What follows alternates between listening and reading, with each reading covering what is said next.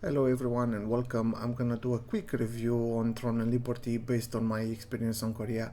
I haven't played any open beta, closed beta and so on. I only played for I think 2 weeks Korea server, and that's pretty much it.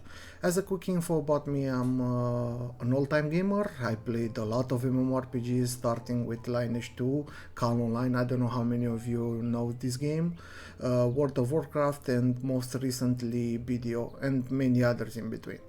So let's dive right in.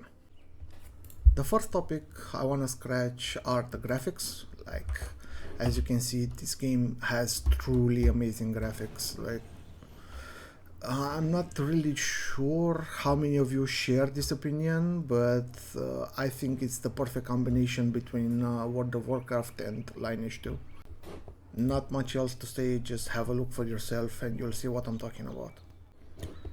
Next, we have the questing system, which is divided into 3 parts. The first part being the Adventure Codex or Purple Quests, which is basically your main storyline quest, and the second one is the Exploration Codex. These quests are basically when you enter a new zone, you get popped some quests that you can do, which reward you pretty nicely, to be honest.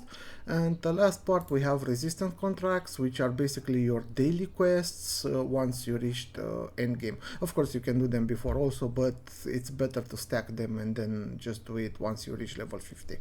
As for combat, is standard MMORPG, tap targeting with an option for the action combat for the camera. You can't go wrong with this type of combat, as it has been proven successfully in MMORPGs such as World of Warcraft, Lineage 2, Aeon, and to be honest, I personally prefer this type of combat. I don't know, just something about it feels very fluid.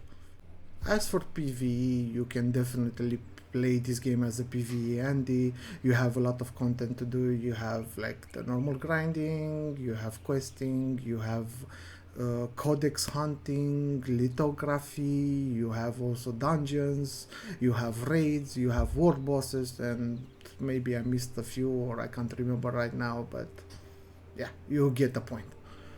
On the other side of the coin, the PvP is being taken care of. You have a lot of PvP content to do once you reach the end game, which is really amazing because, in my opinion, the purpose that you're playing an MMORPG and grinding gear and getting stats and doing your build and so on is not to hit mobs harder, but to hit other players harder.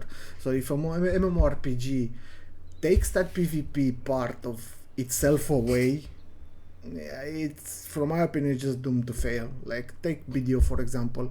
It started as a really awesome PvP open world game, and now it's basically, if you kill 2 guys, you're done. Like, you go red and your whole family karma goes red. But anyway, it's basically, they fucked it up so hard that I'm not really sure how they're gonna fix it, but I'm really curious about that, or if they even gonna try. Yeah, so yeah, anyway. Also, if you're a life skiller, then this game is not for you. Throne and Liberty has only basic and rudimentary life skilling, such as crafting and cooking, and that's pretty much it. Like, you don't have anything else. I'm pretty sure that they will update it in the future, but until then, well, what can you do? Unlike any other MMORPG out there, Throne and Liberty is a classless game. Your skills are being decided by a dual weapon system, which determine what class you actually play. So let me show you an example. This is my character on Korea that I played for a few weeks. Right now I'm using bow and staff, so I'm a DPS.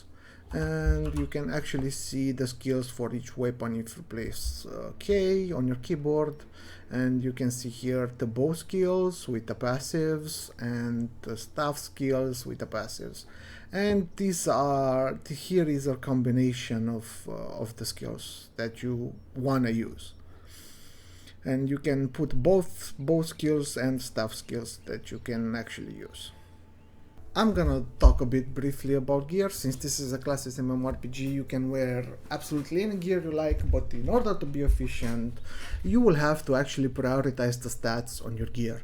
So for example, if I want to go full DPS, I need to prioritize the stats for DPS on my gear.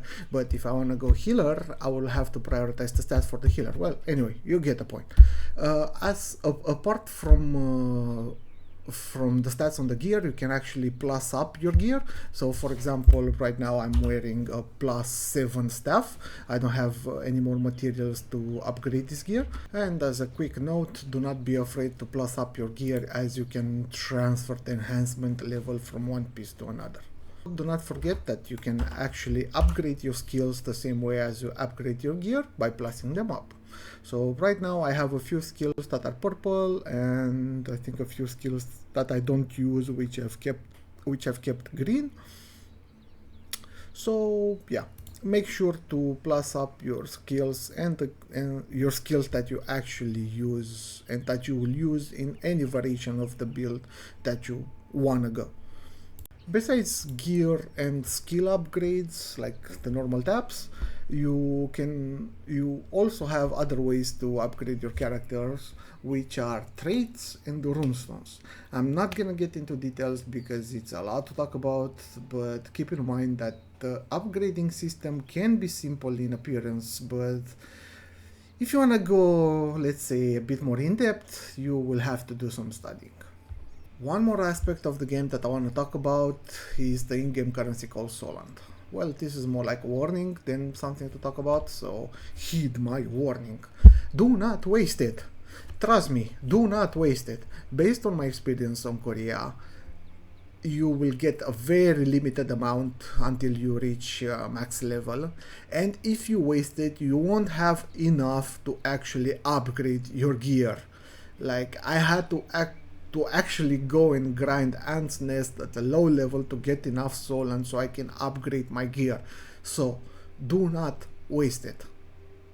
Of course, everything that I said so far briefly scratches the surface of the game system, and honestly, with the proper direction and NCSoft not shitting themselves, the game will definitely be one of the best MMORPGs of this decade. Yes, BDO, fuck you. So if you enjoyed the video, please subscribe, it will help me a lot and it will actually motivate me to cover many more aspects of the game and more in depth.